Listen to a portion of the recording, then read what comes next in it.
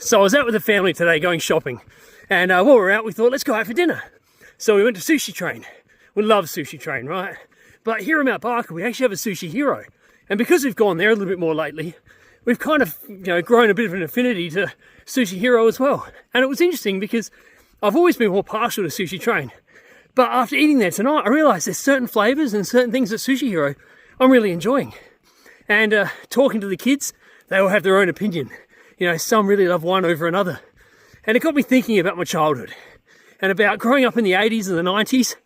Everything was very brand specific. You were either a Marvel kid or a DC kid, or you were a Ford man or you're a Holden man, or you really enjoyed McDonald's or you really wanted Hungry Jack's. And there was always these little arguments and these little microcosms of fandom that you were either a part of or you weren't. And it was so hard to enjoy one and not want to enjoy the other a little. I love McDonald's. I love me a Big Mac, but I still enjoyed having a Whopper every now and then. Even though I primarily had Ford cars growing up, we had a couple old Holdens, and they were great cars.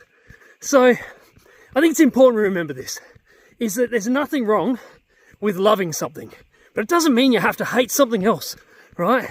There's true power in enjoying something for the things that you can enjoy about it without having to change your opinion of something else at the same time. So for me, enjoying one doesn't mean I can't enjoy the other. Doesn't mean I can't be a part of something else just because I've maybe affiliated myself with something a little bit more.